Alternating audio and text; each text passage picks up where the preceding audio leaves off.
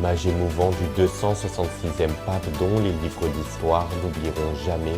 Durant 12 années, François aura servi ses fidèles avec force et détermination. Aujourd'hui, il n'est plus. Madame, Monsieur, bonsoir, bienvenue dans cette édition spéciale sur Lien consacrée aux obsèques du pape François qui se sont tenues ce matin au Vatican. Dans quelques minutes, nous reviendrons sur les temps forts de la cérémonie, mais d'abord son portrait dans ce reportage. C'est une page de l'histoire qui se tourne. Le pape François s'est éteint à l'âge de 88 ans. Le 266e souverain pontife laisse derrière lui un héritage immense, fait d'humilité, d'audace et de compassion. Ce soir, retour sur le parcours de celui qu'on appelait affectueusement le pape des pauvres. Le 13 mars 2013, le monde découvre un homme simple, au regard discret. Giorgio Mario Bergoglio devient François. Premier pape venu d'Amérique latine, premier jésuite à accéder au trône de Pierre, et un choix inattendu pour une église en quête de renouveau. Pregate per Merci me beaucoup pour votre accueil e a Priez presto, pour ci moi. vediamo presto. Domani voglio andare a pregare la et à Madonna très vite. perché custodisca Demain, je a tutta voudrais Roma. prier la Vierge Marie. Parce que nous sommes à Buonanotte e Rome. buon riposo. Allez, bonne nuit et bon repos à tous. Né à Buenos Aires en 1936, d'une famille immigrée italienne, il grandit dans les quartiers populaires. Ouvrier chimiste, puis séminariste, il entre chez les jésuites à l'âge de 22 ans. Très tôt, il choisit la voie de l'humilité, de la rigueur et du service. Archevêque de Buenos Aires, il refuse les honneurs. Il vit simplement, prend le bus, cuisine lui-même, une austérité qui tranche avec la sonalité du Vatican. Une fois élu pape, il garde cette ligne. Il bouscule les codes. Il refuse les appartements pontificaux, privilégie une chambre modeste à la maison Saint-Marthe. Très vite, François imprime son style, un pontificat tourné vers les périphéries. Il se rend dans les lieux oubliés, rencontre les réfugiés, les malades, les prisonniers. Il prône une église en sortie, missionnaire, proche des plus petits. Le pape François est aussi un pape du dialogue, avec les autres chrétiens, avec les juifs et avec les musulmans. Il tend la main, bâtit des ponts, un message fort dans un monde de division. En 2015, il publie Laudato Si, une encyclique écologique qui fait date. Il dénonce l'indifférence face au changement climatique et accuse les puissants de négliger la maison commune. Les cloches ont sonné pour annoncer sa mort. François s'en est allé après des mois de lutte contre la maladie. Il s'en est allé d'un AVC. Jusqu'au bout, il aura tenu à exercer son ministère malgré la fatigue et la douleur. Depuis l'annonce de sa disparition, le monde entier lui rend hommage. Les chefs d'État.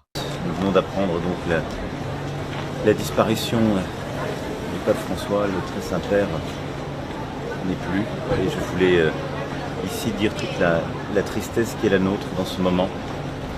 Et la grande douleur, je le sais, qui est partagée par beaucoup en France, mais à travers la planète. Je veux adresser avant toute chose mes condoléances les plus sincères à l'ensemble des catholiques du monde entier.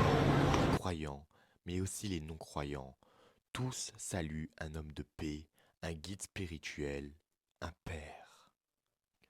François, le pape venu du bout du monde, aura ramené l'Église au cœur du monde, un pasteur simple pour des temps complexes.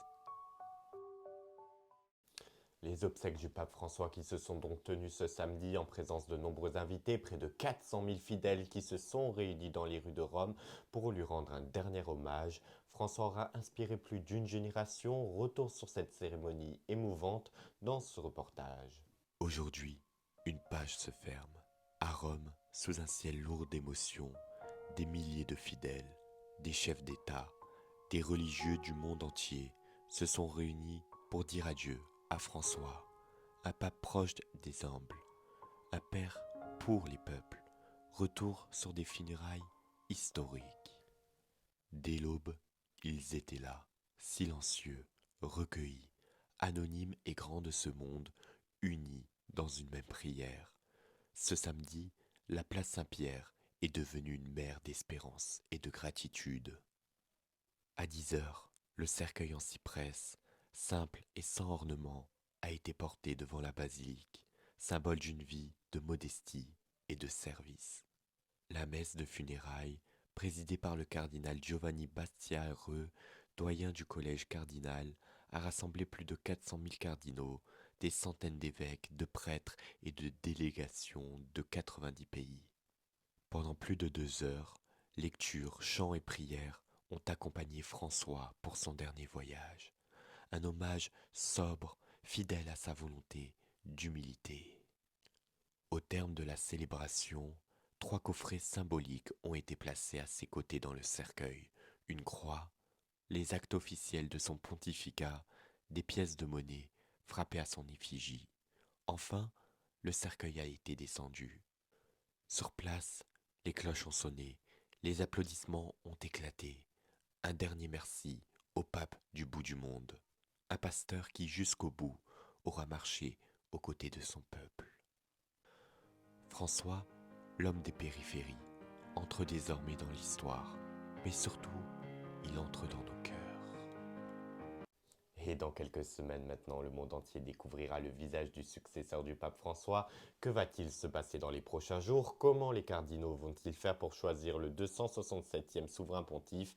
Éléments de réponse dans ce reportage. Après l'émotion, vient le temps des rites et de la transition. La mort du pape François ouvre une période exceptionnelle dans la vie de l'Église catholique. Une page se ferme, une autre va s'écrire. Voici ce qu'il va se passer dans les prochains jours au Vatican. Le siège de Pierre est désormais vacant. Tous les regards se tournent vers la chapelle Sixtine. D'ici quelques jours, les 120 cardinaux électeurs du monde entier seront convoqués pour élire un successeur. C'est le conclave. Derrière les portes closes, un ancien rituel inchangé depuis des siècles. Les cardinaux prieront, débattront et voteront, jusqu'à ce que l'un d'eux obtienne les 2/3 des voix. À chaque vote, une fumée s'élèvera, noire si aucun nom ne fait consensus, blanche lorsqu'un nouveau pape aura été élu. Alors, les cloches retentiront à nouveau, et le monde découvrira un nouveau visage, un nouveau nom, une nouvelle espérance.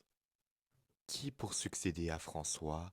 Un pape jeune, un pasteur du sud global, un visage déjà connu ou une surprise?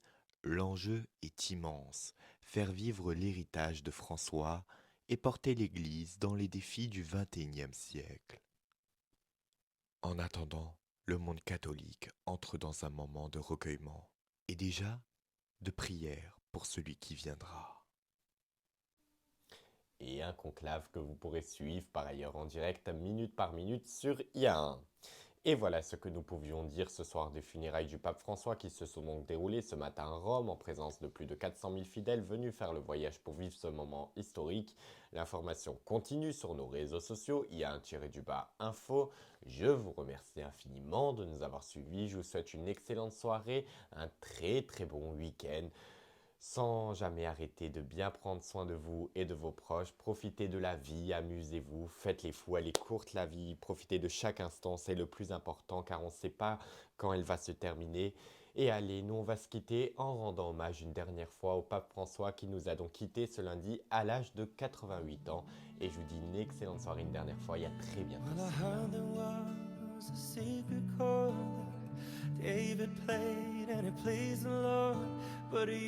Don't really care for music, do ya? Well, it goes like this, the fourth, the fifth, minor fall and major lift, the baffled king composing hallelujah, hallelujah, hallelujah.